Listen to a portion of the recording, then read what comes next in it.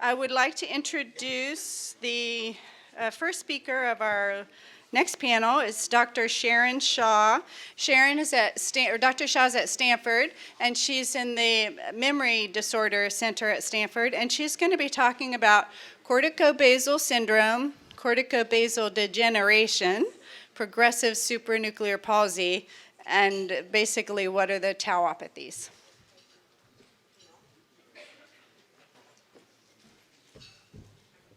Hi, everyone. I always have to lower the mic. And most people can't see me behind the podium, so.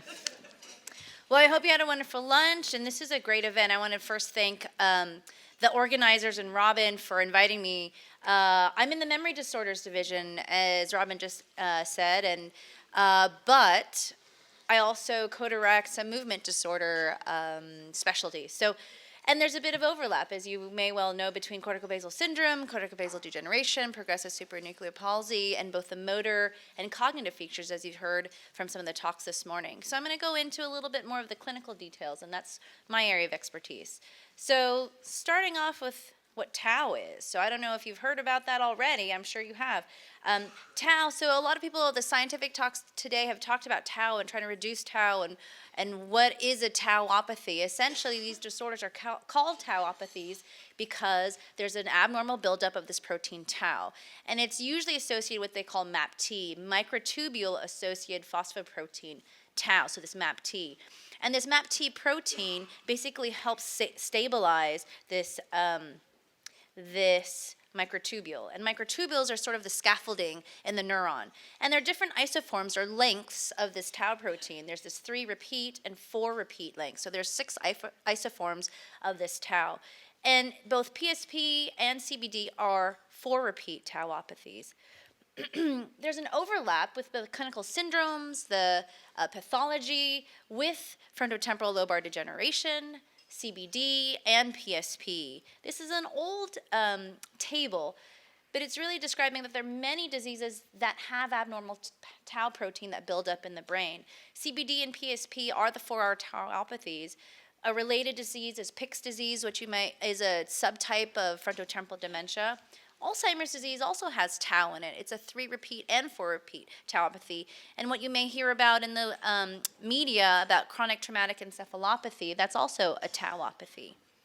So let's talk about PSP. So progressive supranuclear palsy, as you probably know, has a certain number of various clinical symptoms. They're behavioral symptoms. And I think one of the talks this morning talked about apathy being a prominent symptom. Obsessive and compulsive behaviors can be a symptom. Utilization, whereas we sort of grab things that are right in front of us, that can be another behavioral change. The cognitive profile is usually executive dysfunction. So that's really that multitasking, organizing, planning part of our brain that may not work. So people may not be able to describe it that way. They might say that, oh, they're having trouble using the computer or planning a trip, or they might even say memory, but it's not so much memory. It's sort of, where did I file that information in my brain? And we give each other these clues, and it helps retrieve it. The motor changes are usually Parkinsonian, so this stiffness, this axial rigidity in our body, postural instability so people can fall, bradykinesia, slowness, reduced eye blink, swallowing problems, speech problems, and the supranuclear gaze palsy. The PSP criteria with a panel of experts were updated this year, actually several months ago. And they really wanted to help describe these clinical features a little bit more to help sort of predict and describe all the different clinical features that could have underlying PSP pathology.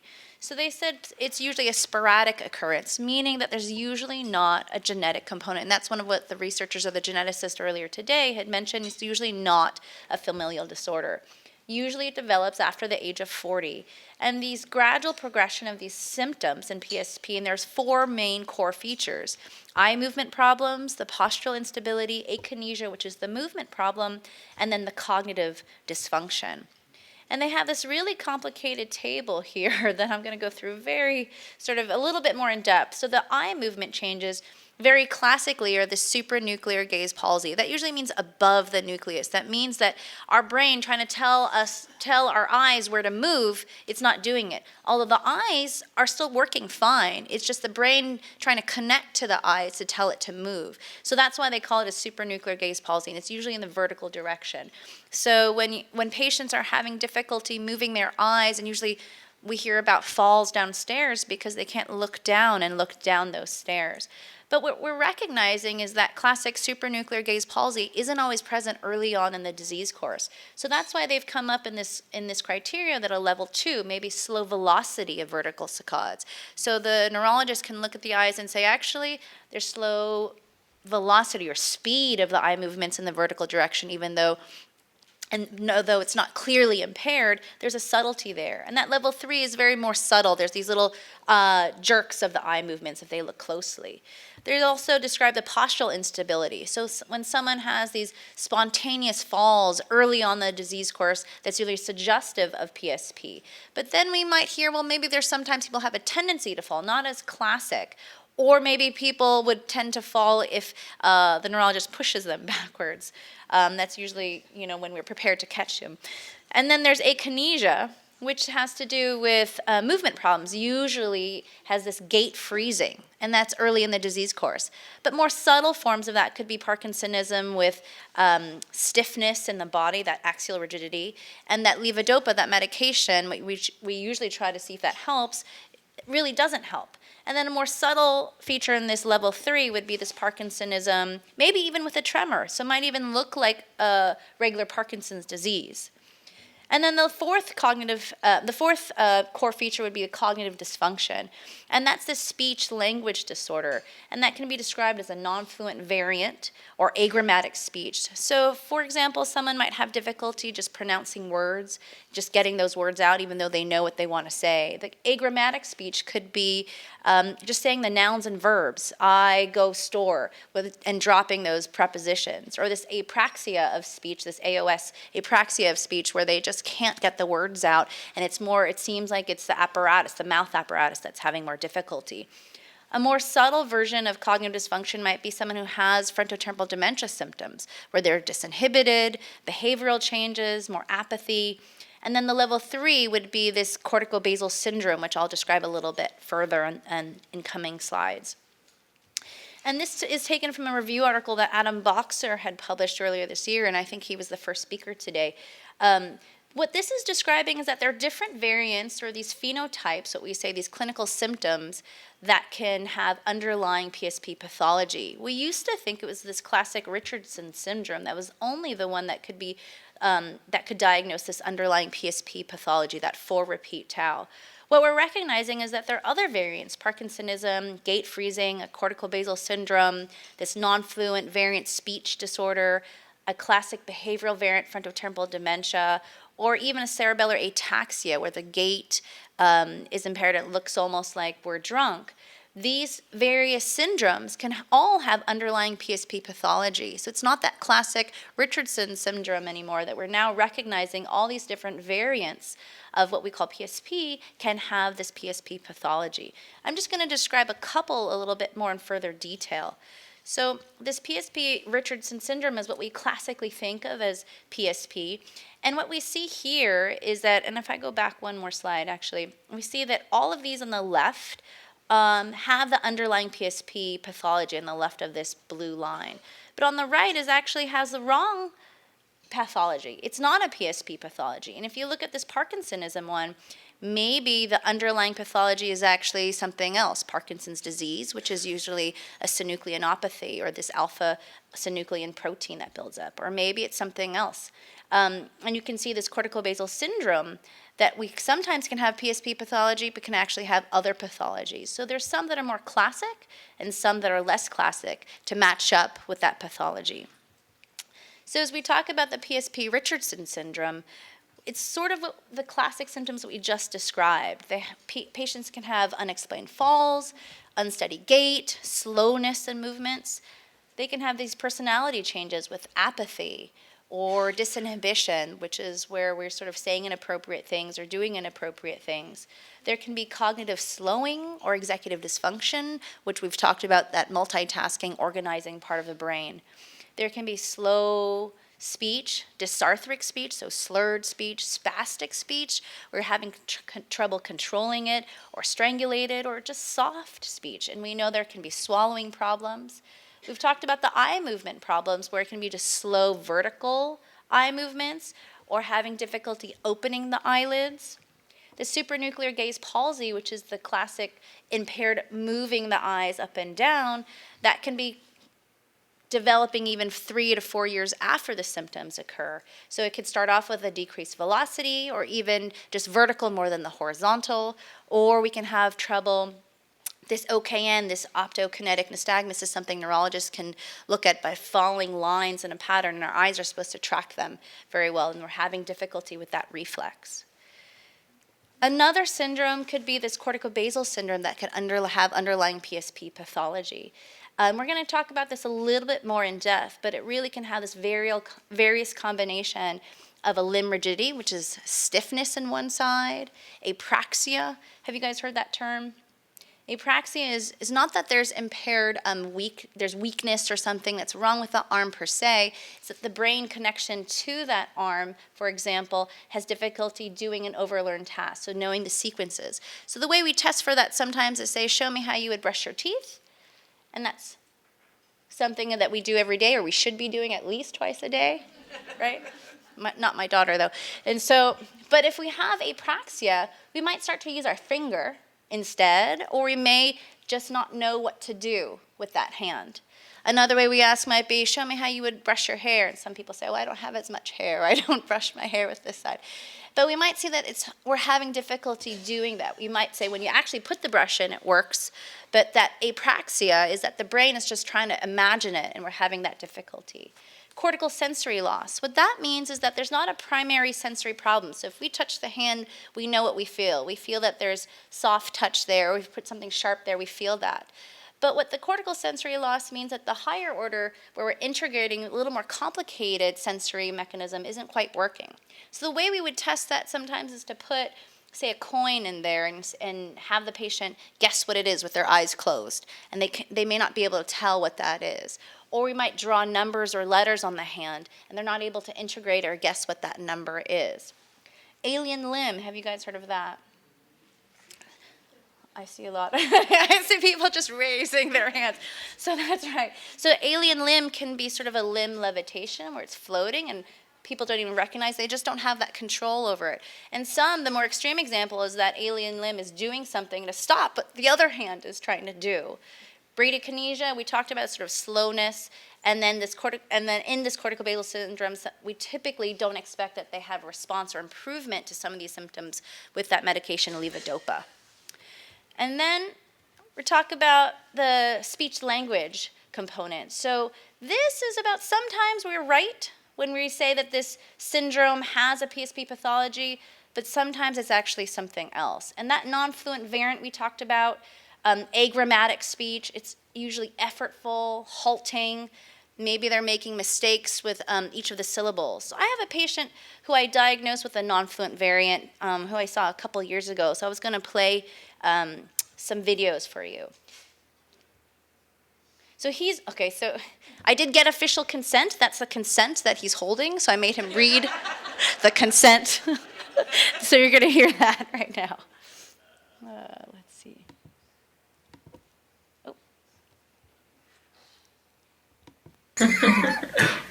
The word I can't say. Uh-huh. Oh, try to say it, yeah.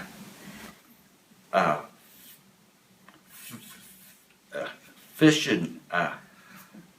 Physician. Yeah, fishing. That's Okay. So he knows the word. That He just was has difficulty pronouncing it. bad word years ago. Stanford Hospital and Clinic, SHC, Lucy Packard Children's Hospital, or Stanford University School of Medicine. And the employees or agents to photograph me, take TV pictures of me. So I have proof that he said it was okay. You can see that he knows what he's reading. He knows what he wants to say. It's just not coming out very well. So I also tested this a different way. Let's see if I can find the right spot. Okay, let's try there. And then, would you repeat after me? I'd like you to say caterpillar and say it 5 times fast. Oh, I couldn't do that Let's one. try it again. Caterpillar, caterpillar, caterpillar.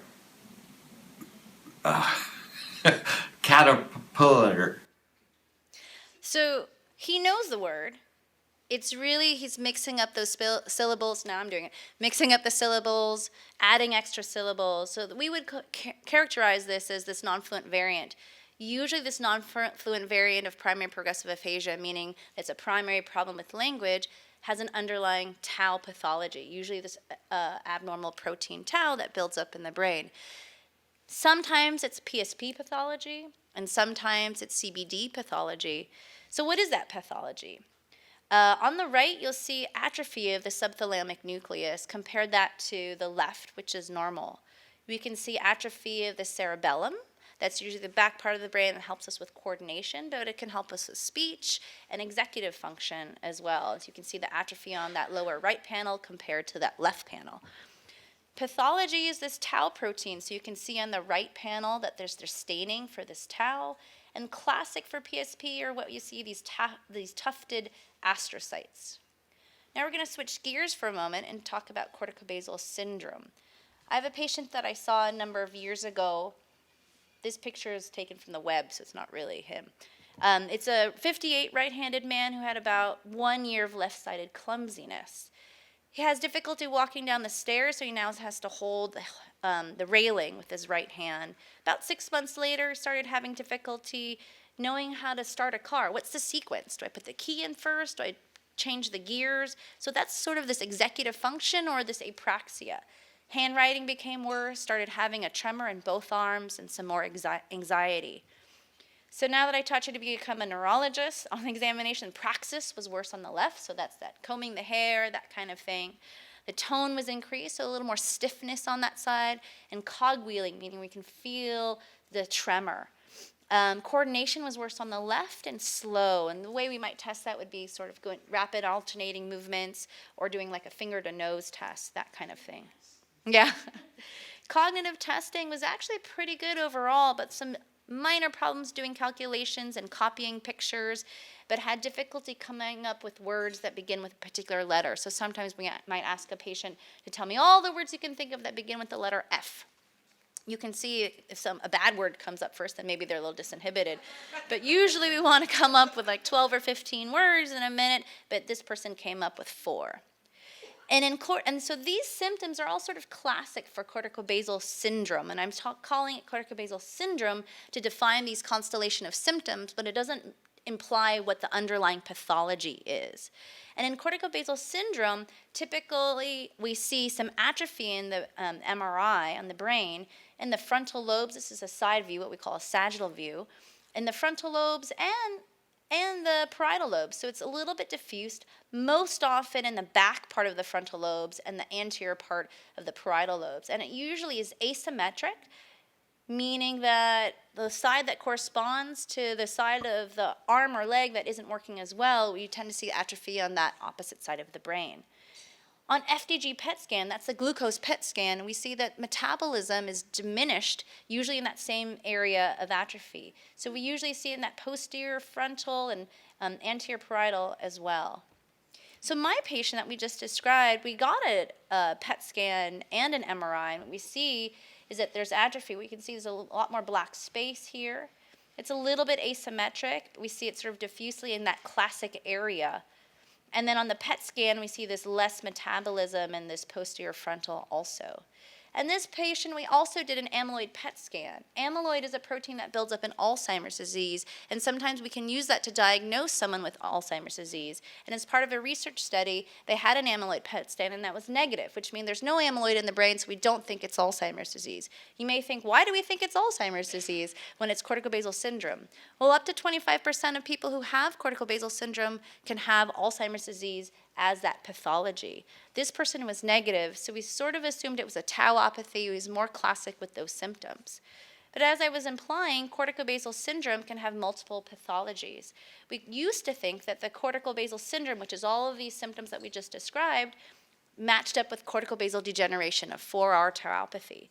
But we also found that at autopsy studies that corticobasal syndrome can also have PSP pathology, so a little bit different, but still a tauopathy. Lewy body pathology, which is the pathology you see in Parkinson's disease, this alpha-synuclein protein that builds up. As I mentioned, Alzheimer's disease can be present in up to 25% of people who have corticobasal syndrome. Another FTD pathology, this TDP-43, and sometimes prion disease, which you might have heard of related to CJD, this Creutzfeldt-Jakob mad cow disease. So corticobasal syndrome, let's put it a little visually, we can see it in CBD pathology, PSP pathology, those are the tufted astrocytes that we just pointed out, Lewy body pathology, Alzheimer's disease pathology, TDP-43, and prion disease. But corticobasal degeneration, the actual pathology of these 4R tauopathy, can actually have different clinical presentations. So we go the converse way. Classically, we would expect that corticobasal syndrome, all of those symptoms that we talked about, would match up equally with the corticobasal degeneration pathology, but that's not the case.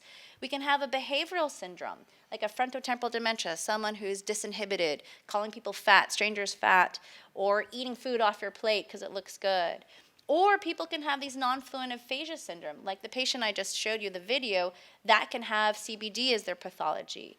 PSP syndrome, as we talked about, people can have a PSP syndrome with the axial rigidity, the impaired eye movements, can actually have the CBD pathology. And what we talked about, the CBS matching up. So what we typically see is that atrophy, what we talked about when I showed on the MRI, atrophy in that posterior frontal, anterior parietal area. In comparison, the subthalamic nucleus that I showed you was atrophied in PSP is actually preserved usually. And then microscopically, we see these cortically swollen, so all this white space, swollen neurons, and these astrocytic plaques. So they're both staining for this tau, but it's a little bit different. So to put it all together, there's CBS, the corticobasal syndrome, can have all these multiple pathologies. And the CBD pathology can have different clinical syndromes that end up having it. So it's quite complicated. It's only in the past decade, I'd say, that we really started to understand this a little bit better. And you probably know more now than most of our neurology residents. So, did I say I was from Stanford? No, I'm training them. And so in 2011, a bunch of experts got together and said, hey, what are the different clinical phenotypes of CBD? So what are the different syndromes that we can see that end up having corticobasal degeneration pathology? And that's where they said, okay, probable CBS, that's this asymmetric limb rigidity or stiffness, limb dystonia, which we have a fixed posture, limb myoclonus, which be sort of this jumping movement, orobuccal or limb apraxia, like the combing the hair thing, the cortical sensory deficit, we're not able to feel things in our hands and integrate it very well, or the alien limb, which is more than just the limb levitation. And then the possible CBS is sort of all of those things, but maybe symmetric or a little bit more subtle. Or the frontal behavioral syndrome, so executive dysfunction or behavioral or personality change. And then the nonfluent variant speech, so that apraxia of speech, agrammatic speech, that kind of speech. Or a classic PSP Richardson Syndrome can end up having the CBD pathology. And in my last few slides, I'll talk about this other patient I saw maybe earlier this year. A 70-year-old man with 1.5 years of progressive motor and cognitive changes. He had a skiing accident, ran into a tree, had a concussion, got up, started skiing again, and then hit another tree again, had another concussion. After that time, he started having coordination problems in his right hand. He has difficulty writing. He can't eat with that hand. First chalked it up to the concussion, but it was getting worse over time instead of getting better. His speech became more slurred and slow. He started having memory problems, difficulty remembering details, and planning. So maybe more executive dysfunction. On exam, I gave him 5 words to remember. He couldn't really remember all 5, only one of the 5, and only came up with 4 F words. He had problems with eye movements, not a classic supranuclear gaze palsy or anything, but had difficulty moving his eyes to a target, had to kind of find it a little bit. His speech was slurred and slow, and his right hand was dystonic, so sort of a fixed posture, and had increased tone, and had difficulty both the right arm and right leg. So I did an MRI, and it was sort of the classic MRI findings with an asymmetric atrophy. You can see some more space on this side. This is the left side of the brain, and that correlates with the right side of the body, so that matches up. We see this atrophy in this posterior frontal, so this is a side view, posterior frontal and parietal. But what we were able to do is get a PET scan, and what you may not be able to tell, but really it's sort of diffusely positive. There's red all around, which implies that, it implies that there was amyloid in the brain. So this patient actually didn't have what we don't think is CBD pathology. We couldn't really take a piece of his brain, so we don't really know for sure, but the amyloid PET is positive, making it more likely that he has Alzheimer's disease as the cause of his corticobasal syndrome, as opposed to the tau pathology that we might see in PSP or CBD.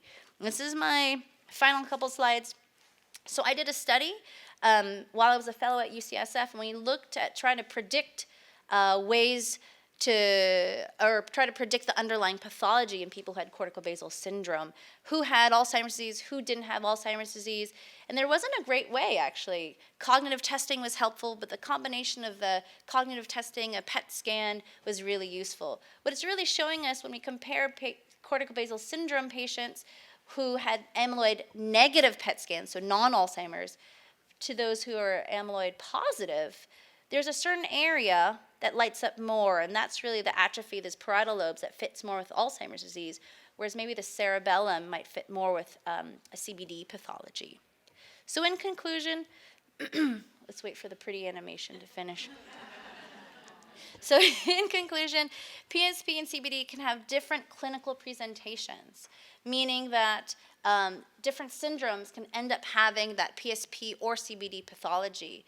The PSP Richardson Syndrome is the most common and most predicts that PSP pathology. The corticobasal syndrome usually indicates CBD pathology, but really there can be various pathologies that underlie that corticobasal syndrome. So just a little plug for our Stanford ADRC. This is Alzheimer's Disease Research Center, where we're studying people who have normal brains, some mild problems, Alzheimer's disease, Lewy body disease, Parkinson's disease. If you're interested in research, you get some free services. You might get to see me. And thank you all for your time.